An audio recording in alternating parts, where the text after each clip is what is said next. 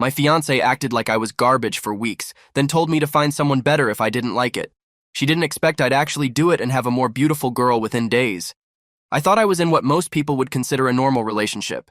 You know the kind? Nothing particularly fancy or dramatic, just two adults sharing life together, splitting bills, and enjoying the occasional frozen pizza on a lazy weekend. It seems straightforward enough, the kind of partnership that develops naturally when two people decide they want to build something together. But somewhere along the way, something fundamental shifted in our dynamic. She gradually stopped treating me like an actual partner and started acting as though I was merely background noise in her own life. At first, I tried to convince myself it was temporary, that maybe she was just going through a rough patch or dealing with stress I didn't fully understand. I kept my head down, focused on my own responsibilities, and figured this was just one of those phases that all relationships go through eventually. Spoiler alert, it definitely wasn't just a phase. What had started as subtle, quiet disrespect slowly evolved into something much more problematic and hurtful. The casual dismissiveness became more frequent, the eye rolls more pronounced, and the general sense that my presence was an inconvenience rather than something she valued became impossible to ignore. Let's just say that when she finally told me to find someone else, she clearly didn't expect me to actually take her advice seriously. She probably thought I would just roll over and accept whatever treatment she decided to dish out, like I had been doing for months. Instead, I decided to flip the script entirely, quietly, methodically, and with plenty of documented evidence to back up every move I made. And honestly, that was just the beginning of how this whole situation unfolded. My name is Tyler. I'm 26 years old, and I work as a marketing coordinator at a decent company. I like to think I maintain a relatively drama-free existence, at least when it comes to the kind of chaos I personally create. I've always been pretty good at recognizing when someone is taking me for granted, though I'll admit it took me much longer than I'd care to acknowledge to fully see what was happening in this particular situation. To be completely fair, our relationship didn't start out this way at all. When we first got together, things were actually really good. Like genuinely, authentically good in a way that felt natural and effortless. She used to genuinely laugh at my jokes, not the polite kind of laughter you give someone when you're trying to be nice, but real, authentic amusement.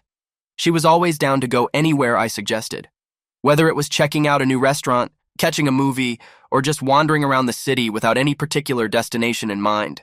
When we talked, she engaged with me like I was someone she actually enjoyed being around, someone whose thoughts and opinions she valued and wanted to hear.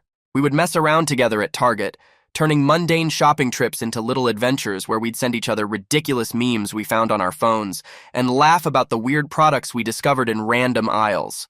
We could watch entire TV series together without it turning into some bizarre territorial dispute about who controlled the remote or what we were going to watch next. The whole dynamic felt easy and comfortable, like we were genuinely on the same team working toward the same goals. I wouldn't go so far as to say our relationship was absolutely perfect. No relationship ever really is, but it definitely felt effortless in a way that made me believe we had something solid. It felt like she was genuinely on my side, like we were partners who could handle whatever life threw at us because we had each other's backs. Then slowly but surely, she just stopped showing up emotionally. Same physical presence, same face, same voice, but the way she looked at me and interacted with me became completely different. It was like she had gotten bored with our entire relationship and simply forgot to mention it to me. The shift wasn't sudden or dramatic. It was gradual enough that I kept making excuses for it and convincing myself that things would return to normal eventually. First, it started with her tuning out halfway through conversations that we were supposed to be having together.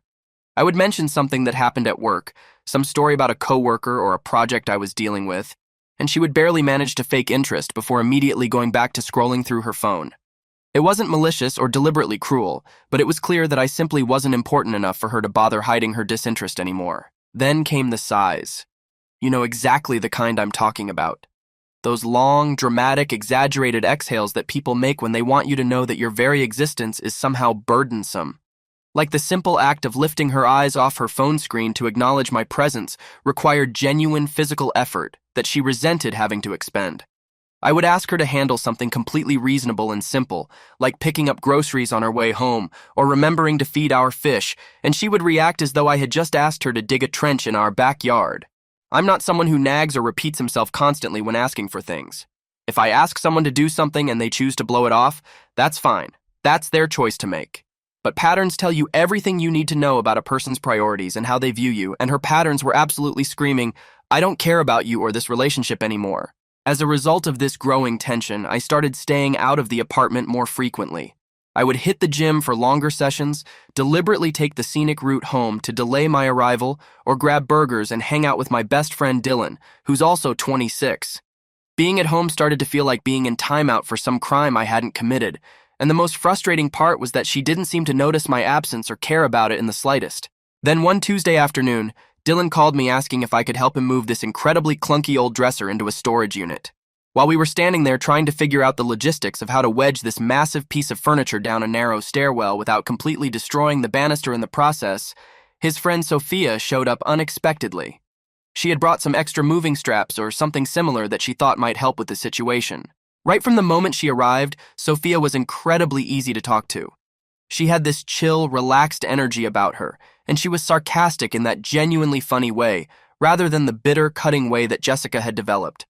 It was refreshing to interact with someone who seemed to actually enjoy conversation rather than treating it like a chore. After we successfully managed to get the dresser moved without any major disasters, we decided to grab some Chinese food together.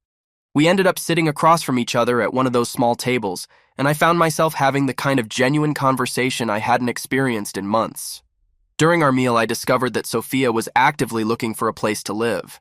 She was temporarily crashing with her cousin while apartment hunting, trying to avoid getting stuck with some weird Craigslist roommate who might turn out to be completely insane. We talked the entire time we were eating, actual, substantial conversation where both people were engaged and interested.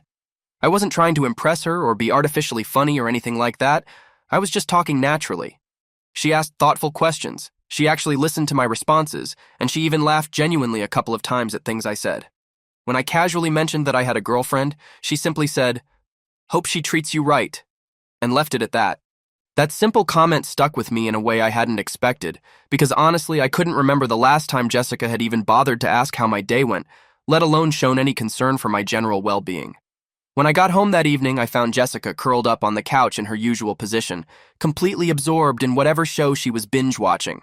She didn't even acknowledge that I had walked through the door, just immediately said, "Can you not walk so loud? I'm watching this," without even looking in my direction.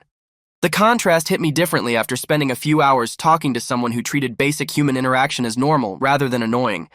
Not someone who was trying to blow smoke or manipulate the situation, just someone who wasn't visibly annoyed by my mere existence in the same space as them. That night, as I lay in bed staring at the ceiling, I found myself thinking, why am I still doing this? Why am I choosing to stay in a situation where I'm clearly not wanted or valued? I didn't immediately jump into any dramatic "we need to talk" conversations, because that's honestly just not my style, and I knew it wouldn't lead anywhere productive. Instead, I just mentally checked out of the relationship. I started keeping to myself more intentionally, stopped pushing for conversations that she clearly didn't want to have, didn't bother arguing about things that weren't worth the energy, and stopped offering to make plans that she would just shoot down anyway. If she wanted to treat me like a roommate rather than a partner, then fine.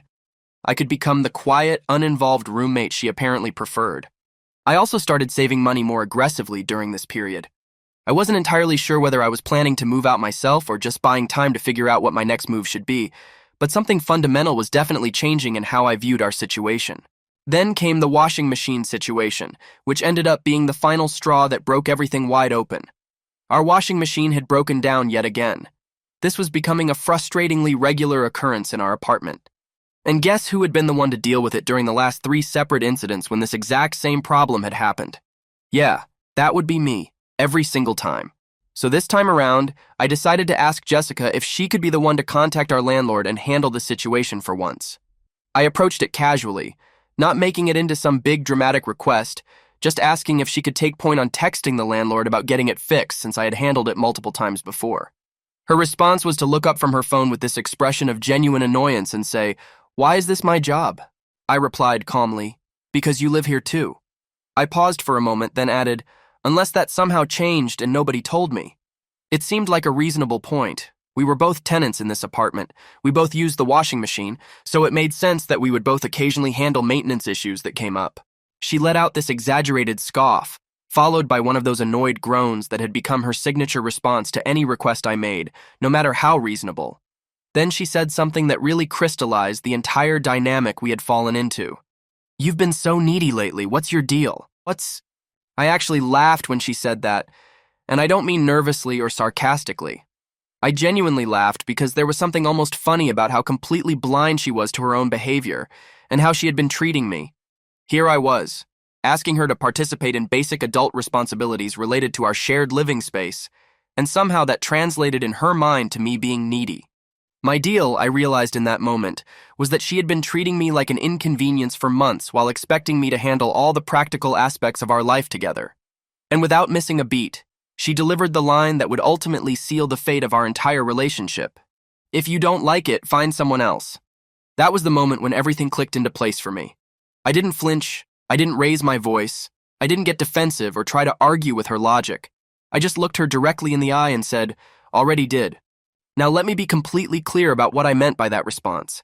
I wasn't talking about Sophia in a romantic context at all. We hadn't crossed any lines or developed feelings for each other. But I had found someone else to potentially live with, someone who was respectful and mature and wouldn't treat basic conversation like a personal favor they were reluctantly granting me. Jessica blinked several times like her brain was struggling to process what I had just said. Finally, she managed to ask, "Wait, what?" I simply repeated, "You'll see," and walked into the bedroom, shutting the door firmly behind me. Then I pulled out my phone and sent Dylan a text message. "Sophia still need a place?" Within minutes, Dylan replied, "Yeah, she's been looking all week." I immediately followed up with, "Tell her I've got a room opening up." You see, the thing about Jessica was that she never actually thought any real consequences would result from her behavior. She would talk recklessly, roll her eyes at everything I said, and throw out lines like, "Find someone else," as if it was just some kind of mic drop moment where she got to have the last word. She expected me to nod along, continue paying my share of the rent, and keep my mouth shut about how poorly she was treating me. She genuinely believed I would never actually follow through on finding a better living situation. The joke was definitely on her because I absolutely was going to follow through. The difference was, I wasn't the one who was going to be leaving this apartment, she was. The next morning, I went through my usual routine of making coffee and sat down at the kitchen table, casually scrolling through online listings for desk chairs. I wasn't trying to be dramatic or make some grand statement. I just genuinely wanted a more comfortable workspace now that I knew peace and quiet were finally coming to my living situation. Jessica emerged from the bedroom wearing that same old hoodie she never seemed to wash, her face buried in her phone as usual. She walked straight past me like I was completely invisible, which had become her standard operating procedure. I decided it was time to address the elephant in the room, so I said, "We need to talk." She didn't bother looking up from whatever was captivating her attention on her screen, just kept scrolling and replied dismissively, "About what?" "About you moving out," I said matter-of-factly. She let out this short, fake laugh that was clearly meant to show how ridiculous she thought I was being. "You're not serious." "I am completely serious," I replied. "I gave you plenty of time to fix things between us. You chose not to. I'm not going to sit around in limbo waiting for you to remember how to treat someone with basic respect. This relationship is done. We're done." Finally, she looked up from her phone. "Wait, what?" I continued calmly. "You were never actually on the lease, but I'm still giving you the full 2 weeks' notice to find somewhere else to go. I'm not like you. I don't just flip a switch and expect people to figure things out on their own." She blinked like her brain had completely stalled for a second, then said, "You're actually kicking me out?" "I'm ending something that's already dead," I explained. "I'm just not pretending otherwise anymore." She stood up and walked over to the counter where I had left some paperwork, picking it up like she thought it might be some kind of elaborate prank. Her hands were visibly shaking a little as she read through the documents. "You're really replacing me with some girl?" she snapped. I looked her straight in the eye and said, "I'm not replacing anything. I'm removing what shouldn't be here anymore." Her voice got sharp and defensive. "Who is it?" "Sophia." "Sophia who?" "Dylan's friend from the barbecue." She looked like she had just swallowed a piece of glass. "That girl? You're serious?" "She needed a place to live. I had one opening up. That's how adults handle practical situations," I explained calmly. "You're doing this to hurt me," she hissed accusingly. I shook my head. "No, I'm doing this to stop sabotaging myself by staying in a situation that's clearly not working for either of us." She just stood there blinking hard like she was trying to hold back some kind of emotional breakdown. I didn't flinch, I didn't try to comfort her, and I didn't get drawn into an argument. I simply walked into the living room and turned on the TV, making it clear that the conversation was over. Later that evening, I sent Sophia a text message letting her know that the lease switch had been approved by the landlord and that the 2-week notice had been officially delivered to Jessica. She replied within 5 minutes, "Cool, I'll bring my first load next Wednesday and stash it in the closet till move-in day." The response was simple, straightforward, and completely free of drama or emotional landmines. It was genuinely weird how clean and mature that entire interaction felt compared to what I had been dealing with for months. The next night was undeniably tense, but not in the way Jessica had probably expected it to be. She tried to deploy the silent treatment strategy, likely hoping I would panic and come crawling back to apologize and beg her to stay. She slammed doors with unnecessary force, pouted around the apartment like a sulking teenager, and sent what I can only assume were pity-seeking texts to our mutual friends trying to gather sympathy for her situation. She even attempted some fake crying in the kitchen, complete with dramatic sniffling, like this was some romantic movie where the female lead has a beautiful breakdown that magically fixes everything. The whole performance felt forced and manipulative, clearly designed to make me feel guilty about my decision. All I said to her during this entire theatrical display was, "You chose this the day you gave up on us." She didn't respond to that, and honestly, she didn't need to. We both knew deep down that our relationship had been over for months. I was just the first one willing to admit it out loud. By the time that first Wednesday rolled around, Sophia pulled up in her Honda Civic right on schedule, exactly when she said she would.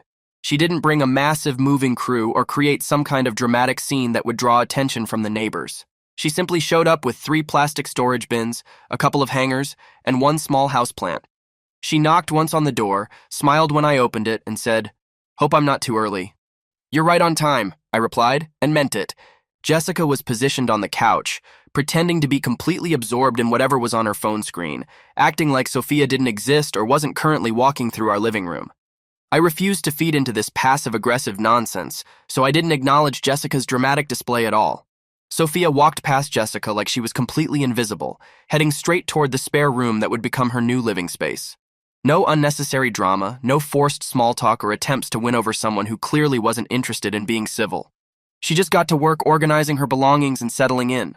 After about 20 minutes of this perfectly normal moving activity, Jessica finally snapped and couldn't contain herself any longer. "So this is her?" she said loudly, clearly trying to start some kind of confrontation. I didn't even bother looking up from my laptop. "Yep." "You're really doing this while I'm still here?" she demanded, her voice getting more agitated. "She's not bothering anyone. She's just dropping off some boxes and getting organized," I replied calmly. "This is disgusting, Tyler," Jessica declared, like she was some kind of moral authority on appropriate behavior. "No," I said, finally looking directly at her. "Disrespecting someone for months, then acting shocked and offended when they decide they're done with that treatment. That's disgusting." Jessica stared at me like she couldn't believe I wasn't flinching or getting drawn into the emotional drama she was trying to create. She muttered under her breath, "You're just trying to make me jealous." I finally looked at her properly and said, "No, that would only work if I still cared about your feelings." She stormed off into the bedroom in a huff, probably to call someone and complain about how horrible and unfair I was being. Sophia glanced over at me, smirked a little at the whole ridiculous situation, and just kept unpacking her things like nothing unusual had happened. After Jessica left the apartment that evening, probably heading to her friend Chloe's place to get sympathy and validation, I was walking past the hallway when I heard Sophia comment, "Well, that went smoother than I thought it would." I couldn't help but grin at her observation. "We're only halfway through this process." She laughed like she already understood exactly what she had signed up for by agreeing to this living arrangement. So Jessica had exactly 2 weeks to gather all of her belongings and find somewhere else to live. She spent the first 5 days acting like she was still in charge of the apartment and our living situation. She walked around like she owned the walls, slamming cabinet doors with unnecessary force like I was supposed to flinch and realize the error of my ways. I didn't react to any of it. She attempted a few different soft approaches at first, using tactics she probably thought would be effective in winning me back. One evening, she ordered takeout and deliberately left an extra container on the counter with my name written on it, like this small gesture of thoughtfulness would somehow erase months of dismissive behavior. I didn't touch the food. I threw it directly in the trash bin without even opening it. Another night, she folded one of my sweatshirts that had been lying on the couch and carefully placed it on my bed, as if we were still playing house and she was contributing to our domestic partnership in some meaningful way. I didn't react to that either. I didn't even acknowledge that it had happened. That kind of complete silence and indifference drives people like Jessica absolutely insane because they're used to getting emotional reactions out of the people around them. It's especially effective with Jessica specifically because now she was starting to feel genuinely threatened by Sophia's presence and the reality that I was moving on without her. On day 6 of this 2-week period, the text messages started coming in, but not from Jessica directly. Instead, they came from her friend Chloe, who had clearly been recruited to fight Jessica's battles for her. Chloe texted me, "Hey, Jessica told me you're kicking her out for no reason." I replied, "No, she gave me the reason herself. I just followed through on what she suggested." Chloe tried again. She's having a really hard time with all of this. Do you really think it's okay to humiliate someone like this? My response was simple. Tell her to pack faster. That was the last message I sent in that conversation, and apparently Chloe didn't push the issue any further. Jessica must have realized that Chloe wasn't getting anywhere with her intervention attempts, because the next morning she decided to try a completely new approach. She waited until I was heading out the door for work and suddenly positioned herself in the hallway, physically blocking my path. "Can we talk?" she asked, crossing her arms and trying to sound calm and reasonable. I stopped walking and looked at her. "About what?" She took a step back, and her whole demeanor seemed almost rehearsed, like she had practiced this conversation in the mirror. "I don't want to fight with you. I just feel like everything is happening way too fast," she continued. "I understand that you're angry with me, but don't you think kicking me out over one fight is a little extreme?" I tilted my head and actually laughed at her characterization of our situation. "You think this is only about one fight? You called our entire relationship lame. You mocked everything I did. You told me to find someone else," I said, listing out her behavior matter-of-factly. "The problem is, you didn't think I would actually take that suggestion seriously." She looked at me like I was the one being unreasonable. "It was just a figure of speech, Tyler." I stepped around her and opened the front door. "So as I'm done." When I returned home that evening, the entire mood in the apartment had shifted dramatically. She had lit a candle somewhere, so the whole place smelled like vanilla or some other artificially sweet scent, and music was playing softly from her phone. I walked through the door, dropped my bag in its usual spot, and didn't say a single word. She waited for me to notice her efforts, then said, "I thought maybe we could have a normal dinner together." While pointing at 2 plates she had set up on the kitchen table, I glanced over at what she had prepared. "Microwave lasagna," I observed. "Are you trying to win points this late in the game?" I asked directly. She sighed heavily. "I'm trying to show you that I still care about us. You didn't care when I was fixing the washing machine and paying all the bills," I pointed out. "You only care now that someone else is moving in." "Because it's weird, Tyler. You're moving in some girl you barely know," she said defensively. "She's not replacing you in a relationship. She's replacing you as a roommate," I clarified. "There's a significant difference." Jessica shook her head, clearly frustrated. "You think I'm just going to walk away like none of this meant anything?" "It meant something until you acted like I didn't," I replied simply. She didn't have a response to that, so I went into my room and closed the door. A few minutes later, I heard her slam the bathroom door with enough force to rattle the walls. That weekend, Sophia sent me a text asking if I would be around for her to drop off more of her belongings. I told her to come by Sunday afternoon, which worked out perfectly since Jessica was out for most of the day anyway. Probably at Chloe's place trying to rewrite the entire story to gain sympathy and make herself look like the victim in this situation. Sophia showed up right on time with a small piece of luggage and another storage bin. I let her into the apartment. She gave me a quick nod of acknowledgement and got straight to work moving everything into the spare room without making any unnecessary noise or fuss. She paused only once during this process to ask, "She's still here?" "Yep," I confirmed. "Should I brace for impact?" she asked with a slight grin. I couldn't help but smirk at her question. "She's been pretty quiet lately. She's trying the nice girl act now." "Bold strategy," Sophia replied with obvious amusement. About 30 minutes later, Jessica came home from wherever she had been spending her day. I heard the front door open, the sound of keys being dropped on the counter, and then her footsteps suddenly stopped. She had clearly spotted Sophia standing by the hallway, holding a few hangers and obviously in the middle of moving her things in. There was this incredibly weird silence that lasted long enough to become genuinely awkward for everyone involved. Then Jessica crossed her arms and decided to directly confront Sophia. "You don't feel weird being part of this?" she asked. Sophia tilted her head slightly, genuinely confused. "Part of what?" "This whole situation. Moving into a place where you're clearly not welcome," Jessica said, as if Sophia was somehow violating some unspoken rule. Sophia looked around the apartment, then at me, then back at Jessica with perfect composure. "I don't live with you. I'm moving into Tyler's apartment. You just happen to still be here temporarily." Jessica stepped forward, clearly getting more agitated. "You know nothing about us or what we've been through." "That's completely true," Sophia agreed matter-of-factly. "And I don't care about us because there is no us anymore. I care that rent gets paid on time and the bathroom stays clean. That's about it." That response completely shut Jessica up because there really wasn't anything she could say to counter such straightforward logic. Sophia went back to organizing her room, and Jessica turned her attention to me instead. "Wow, really classy choice," she said sarcastically. "You wanted someone who wouldn't ask you to participate in basic life responsibilities," I replied calmly. "Now you're getting exactly what you wanted. Don't get upset just because someone else is better at handling adult situations than you are." You're just bitter, she accused. No, I'm focused on moving forward with my life, I corrected her. She stormed off again, and this time she slammed her bedroom door harder than usual. Something in the apartment actually shook from the impact. I didn't even flinch at the dramatic display. A couple of hours later, I received a phone call from Dylan. You're not gonna like this, he said as soon as I picked up. I already don't like it. What happened? I asked. Chloe posted a thread in her private group chat. She's claiming that you emotionally manipulated Jessica, kicked her out so you could live with your side piece, and that you're being financially abusive, Dylan explained. I had to pause for a moment. Financially abusive? How exactly? She said you control all the bills, the lease, and access to the apartment, and that you're using your financial position to punish her emotionally, he continued. I actually laughed out loud at this characterization. She lived here completely rent-free. She never once paid her half of any bill. If anything, I financially spoiled her for months. Dylan immediately agreed. I know that, and everyone else who actually knows you knows that too. She's just throwing accusations at the wall now, hoping something will stick. Let her try, I said confidently. Nothing sticks when you've got receipts for everything. And I absolutely did have receipts. I had saved every single rent payment, every utility bill, every grocery order that I had paid for during our entire relationship. If Jessica wanted to play the game of making false accusations about financial abuse, I was completely ready to present documented evidence of exactly who had been supporting whom. By the 10th day of Jessica's 2-week notice period, she had completely stopped trying to win me over with fake gestures of affection and consideration. Instead, she started pretending like she was some innocent tenant caught in a hostile lease dispute that was completely beyond her control.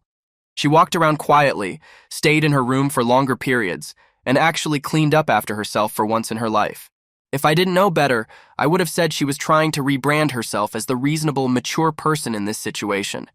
She didn't say much to me during this period, and I didn't bother asking her about her plans or her feelings.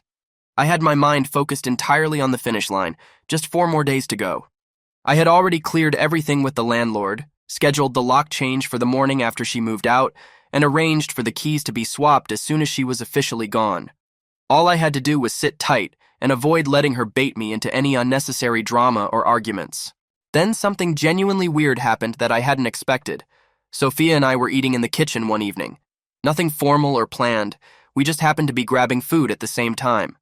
She casually mentioned something about one of her friends who works at that overpriced rooftop bar downtown, the one with the long waiting lists and pretentious cocktail menu. When she mentioned the name of the place, I immediately remembered that Jessica had been there a few weeks back.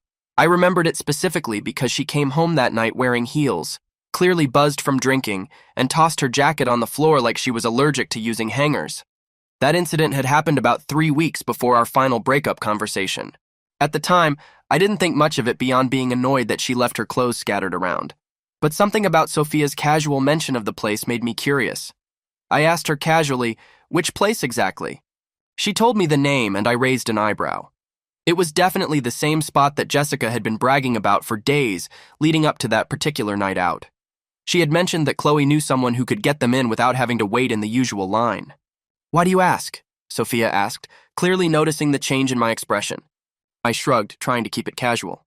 Jessica and Chloe were there a while back. She came home acting different that night. Different how? Sophia pressed. I took a second to think about how to describe it. She was weirdly nice the next day, almost artificially so. She didn't even insult my taste in TV shows, which is definitely not normal behavior for her. Sophia smiled a little at this description but didn't push the conversation any further. Later that night, something clicked in my mind and I started remembering more details from that evening. I recalled that Jessica had left her Uber app open on the kitchen counter while charging her phone the day after that night out. I wasn't deliberately snooping through her phone or anything like that. It was just sitting right there in plain view while she was charging it. She had apparently forgotten to close the Uber app, and I happened to glance at it when I walked by. I could see the trip history was still pulled up on the screen, and I noticed that the drop-off location was listed as 9th and Jefferson Street. That definitely wasn't our apartment. Our place was nowhere near that intersection. At the time, I didn't think much of this discrepancy. I figured maybe she had shared a ride with someone and walked the rest of the way home.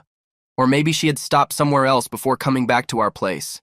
But now, with what Sophia had mentioned about her friend at that rooftop spot, it started scratching at something in the back of my mind.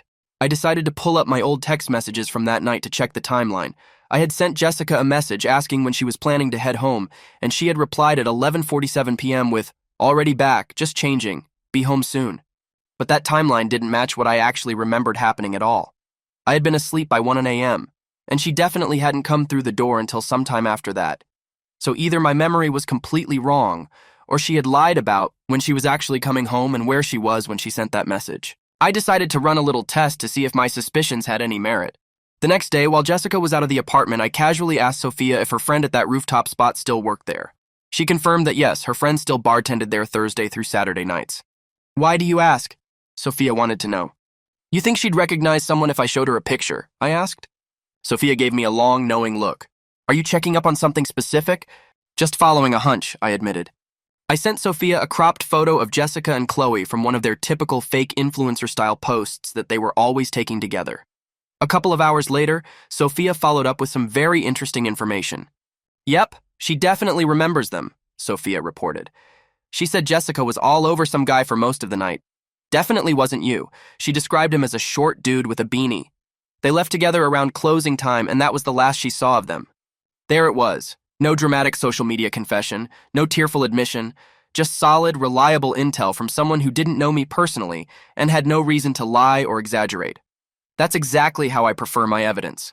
Quiet, clean, and undeniable. That night, I didn't say a single word about what I had discovered. I just sat in the living room acting like nothing had changed, watching TV and going about my normal evening routine. Jessica walked past me twice during the evening, and the second time she slowed down and commented, "You're really quiet lately." I looked up at her calmly. What's left to talk about? She shrugged, clearly fishing for some kind of reaction. Just saying it feels weird in here. I let her sit with that uncomfortable feeling and went back to watching my show. The next day, I printed out the lease transfer approval forms and put them in a folder along with the updated key swap documentation. I deliberately left the folder on the kitchen counter where she would definitely see it, letting her absorb the reality that this was actually happening. She did notice it, and that evening she knocked on my bedroom door. "You free to talk?" she asked. "Not really," I replied. "I just want to have a conversation about all of this," she pressed. I opened the door halfway, not inviting her in, but acknowledging her request. She leaned against the door frame, trying to look casual and approachable. "Are you absolutely sure about all of this?" she asked. I nodded without hesitation. "Completely sure. You don't want to talk things through before I leave?" She tried again. "Talk about what specifically? The fact that you're leaving?" I asked. "About what actually happened between us. About how we got to this point," she said. "You mean like how you checked out of our relationship, treated me like furniture, and then disappeared with some guy in a beanie?" I said directly. Her facial expression cracked for just half a second. That moment when someone realizes they've been caught but hasn't figured out how to respond yet. "You've been asking me to talk, so let's talk," I continued. "Who is he?" "I don't know what you're talking about," she said defensively. "The rooftop bar, your supposed girls' night. You didn't come home until after 1 a.m., but you told me you were already back around midnight. Why lie about something so simple?" I laid out the facts calmly. Jessica straightened up, immediately shifting into defensive mode. "You're spying on me now?" "No, I just remember things. Your stories never added up, and now I know why," I replied. I decided to push a little further. "Was it worth it?" Her eyes dropped to the floor, and for a moment the fake confusion disappeared. "It was just one night. I didn't think it would matter in the long run." "So you did cheat," I stated matter-of-factly. "It wasn't serious or emotional. Don't be so dramatic," she said, but then she nodded once quietly. "But yes, it happened." "Cool, now I know for certain," I said calmly. She looked up at me with surprise. "You're not even angry about it?" "No, I'm actually relieved," I told her honestly. "You just confirmed that I made the right decision." She stood there looking like she didn't know what to say next, probably expecting me to yell or get emotional or beg for details. Instead, I simply closed the door and went back to what I was doing. Later that evening, Sophia walked by my room and handed me a sticky note with a grin on her face. She packed an entire box completely wrong. Breakables at the bottom, books stacked on top, zero survival instinct. I couldn't help but laugh. That explains a lot about her decision-making process. The closer Jessica's move-out date approached, the more she tried to pretend that everything between us was completely normal and functional. She started using overly polite phrases like "excuse me" and "do you want anything from the store?" as if basic manners could somehow repair months of dismissive and cold behavior. I wasn't interested in engaging with this fake politeness. I had moved well beyond caring about surface-level courtesy, especially when it was clearly a manipulative tactic rather than genuine change. I had a specific plan in mind now. The confession about her cheating was already there, documented in my memory, but I wanted something more concrete. something in her own voice that I could hold on to if she tried to spin the story differently after she was gone. This wasn't about creating drama or getting revenge in some petty way. I wanted leverage, something solid I could use if she decided to rewrite history once she was safely out of my apartment, so I decided to make it easy for her to talk. I stopped actively avoiding her around the apartment, left my bedroom door open when I was working on my laptop, and moved around the living space without keeping deliberate distance between us. I wasn't being petty or giving her the cold shoulder anymore. I was just acting normal and unfazed by anything that had happened. That kind of calm indifference always gets under people's skin much more effectively than yelling or arguing ever could. Jessica picked up on this shift in my behavior very quickly. The tension from her side began to change noticeably. She started being nicer to me, offering to share leftovers when she ordered food, and asking about my day in that awkward, performative way people use when they're testing whether there's still an opening for reconciliation. Every time she tried one of these conversational overtures, I gave her a neutral yes or no response. That was all she got from me, basic acknowledgement without any emotional investment. On day 12 of her 2-week notice period, she finally worked up the courage to ask if we could clear the air between us. I told her sure, which clearly surprised her. The next night, I mentioned that I would be home early and we could have that conversation before she finished packing up her remaining belongings. She looked genuinely surprised that I had agreed to talk, but she smiled like she thought she was finally getting somewhere meaningful with me. She definitely wasn't getting anywhere, but I was happy to let her think otherwise. That evening, I made sure everything was prepared exactly how I wanted it. I put my phone on airplane mode and installed a voice recorder app, adjusting the microphone sensitivity to high quality. I wasn't worried about the legal implications of recording our conversation. We lived in a one-party consent state, which meant I could legally record any conversation I was part of without informing the other person. Honestly, even if I never ended up using the recording for anything, just having it would give me peace of mind and a sense of control over the narrative. I set up the living room to look casual and non-threatening. I dimmed the main lights, turned on one table lamp, and left one chair open across from where I planned to sit. No background music, no distractions, just quiet space for conversation. Jessica emerged from her room dressed like she was trying to look composed and put together, but also approachable, whatever that combination was supposed to communicate. I nodded toward the chair across from me and she sat down, exhaling like this was the first genuine conversation we had attempted in months. I didn't lead the conversation or prompt her with questions. I just let her start talking and fill the uncomfortable silence however she wanted to. She went straight into what she clearly thought would be effective, using a soft, vulnerable tone and taking vague ownership of some unspecified mistakes. She threw around phrases like, "I just wasn't in a good place," and talked about how we had communication issues that were somehow mutual problems rather than specific behaviors. I stayed quiet throughout this whole speech, just nodding when it seemed appropriate to acknowledge what she was saying. She talked extensively about how she didn't feel seen or appreciated in our relationship, and how we had fundamental compatibility problems. All the usual breakup script material that sounded like she had memorized it from some online forum full of people who never actually take real accountability for their actions. Eventually, she started circling around that night at the rooftop bar, the one that had gotten her caught in her lie. She danced around the details at first, saying it was a confusing time in her life, and that she had made mistakes she didn't know how to explain at the time. She avoided using specific names or dates, just employing vague phrases designed to soften the edges of what had actually happened. I let her keep talking without interrupting or asking for clarification. After a long pause where she seemed to be gathering courage, she admitted that she had crossed a line one night, but emphasized that it wasn't emotional and didn't mean anything significant to her. That was the moment I shifted slightly in my seat, not to react dramatically, just enough that she would notice I was paying closer attention. She picked up on my subtle movement and doubled down on her explanation. She said she regretted what had happened, that she knew it would hurt me if I found out, but at the time she felt like our relationship was already over anyway. The words came easily to her, like she had justified this sequence of events to herself so many times that it no longer sounded morally questionable when she said it out loud. She wasn't confessing out of genuine remorse. She was rebranding her actions to make them sound more understandable and less harmful. She didn't realize that she was giving me exactly what I needed, her own voice in her own words, admitting to everything I suspected. I let her finish her entire explanation without asking questions, making accusations, or challenging her version of events.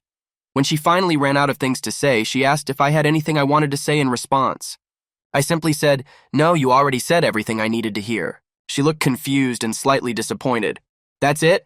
I nodded calmly. She lingered for a moment like she was waiting for a fight, or a hug, or some other emotional response that would give her a sense of how I was processing what she had told me. I gave her none of those things. After a few seconds of uncomfortable silence, she got up and went back to her room. I stayed in the living room, replayed the recording to make sure the audio quality was clear, and trimmed it down to just the essential parts. Her words, her timeline, her justification for cheating, all captured in her own voice. I wasn't planning to wave this recording in her face or use it to humiliate her publicly. This wasn't about her knowing what I had. It was about me having the definitive last word without actually saying anything. The next morning, I saved the audio file to a flash drive and made a backup copy on my laptop. I didn't need to use it immediately, but I had a feeling it would become useful very soon. I forwarded the move-out confirmation to the landlord, scheduled the final inspection of the apartment, and picked up the spare key change form from the property management office. Everything was handled cleanly and efficiently. No delays, no unnecessary chaos, just professional administrative work getting completed on schedule. Jessica didn't say much to me for the rest of that day. I think she could sense that something fundamental had shifted in our dynamic, though she probably couldn't pinpoint exactly what had changed. The energy between us wasn't awkward anymore. It was simply final. I packed up her old towels that were still scattered around the bathroom and set them outside her bedroom door in a cardboard box. I taped a brief note to the container that read, "Take your time, you've got one more night." She didn't respond to the gesture and didn't knock on my door to discuss it. But I could hear her moving around and packing until almost 3 a.m., clearly trying to get everything organized for her departure. Jessica left on a Thursday morning. She didn't even bother saying goodbye or acknowledging that this chapter of our lives was officially closing. She just slipped out quietly around mid-morning, sometime after I had left for work. I had strategically left a spare key envelope on the kitchen counter labeled "Return Only," and when I came home that evening, the key was there and she was gone. That was it. The door was locked, the curtains were open, and there was nothing of hers remaining inside the apartment except for a half-used bottle of shampoo in the bathroom and a pair of socks that had gotten jammed behind the dresser. I tossed both items directly in the trash without any sentimentality. I wasn't particularly interested in closure or having some final emotional conversation. What I wanted was a completely clean slate and the opportunity to implement some very carefully calculated consequences for her behavior. You see, I didn't record Jessica's confession just for my own entertainment or satisfaction. I didn't plan this entire sequence of events like it was some revenge fantasy from a movie. I planned it methodically, like it was a professional project. Boring, systematic, effective, and absolutely undeniable. No emotional rants, no social media sob stories, just real damage delivered precisely where it would count the most. The first step in my plan involved leveraging something that Jessica cared deeply about, her public image and professional reputation. Jessica was an active participant in a leadership mentorship program that was directly tied to her graduate school program. She would constantly talk about this program like it was practically a second job, going on and on about women in leadership, integrity and action, workplace ethics, and professional development. Her entire personal brand revolved around being perceived as a strong, loyal, ethical woman who was paving the way for other women in her field.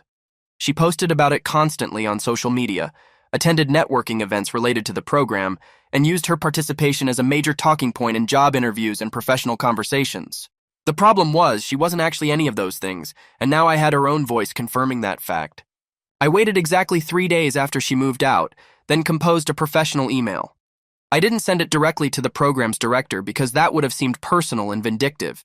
Instead, I sent it to the compliance contact that they listed publicly for reporting issues involving ethics violations or conduct problems.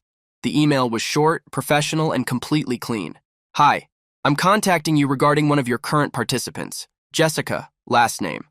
I've attached a time-stamped audio file containing an admission of dishonest conduct that may be relevant to your program's stated code of conduct and ethics requirements.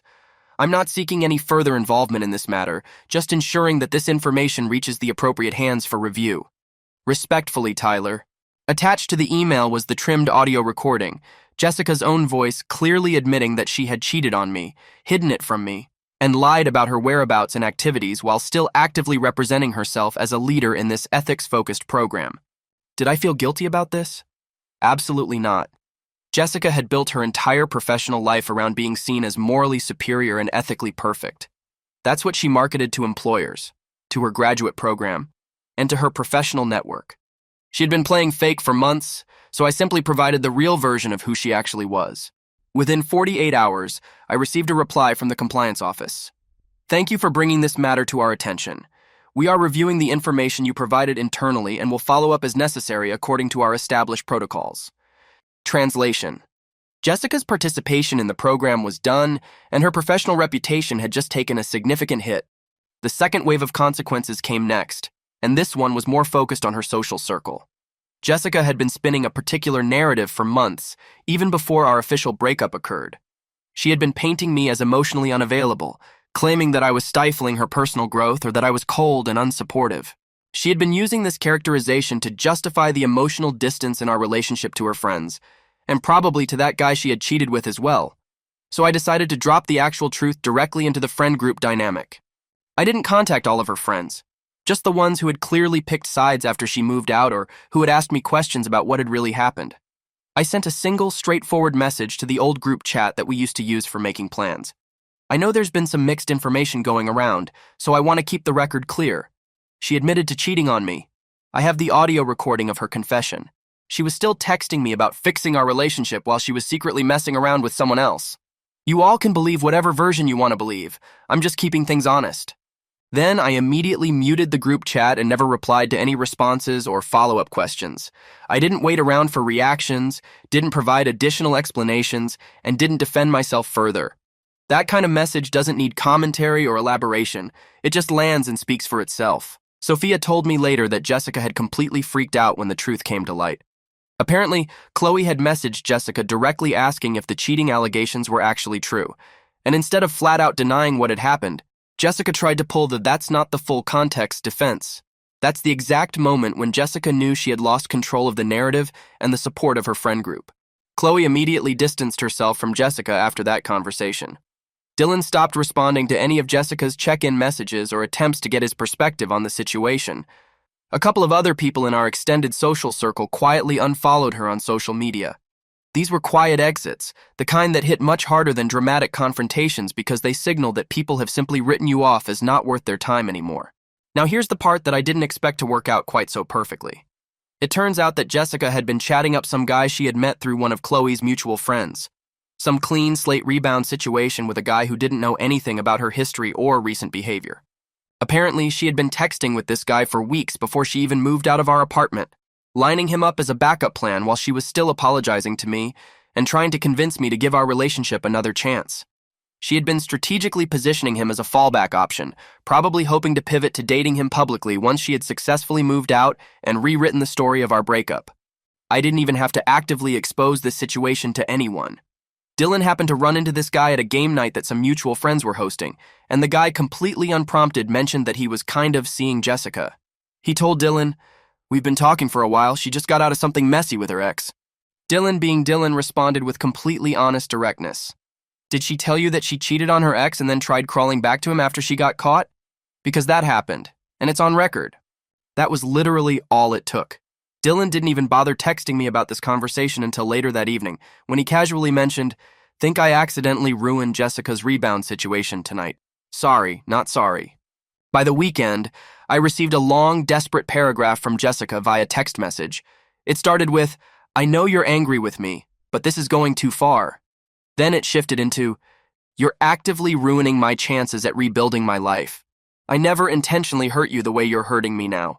And it concluded with, "Please stop doing this. You've made your point."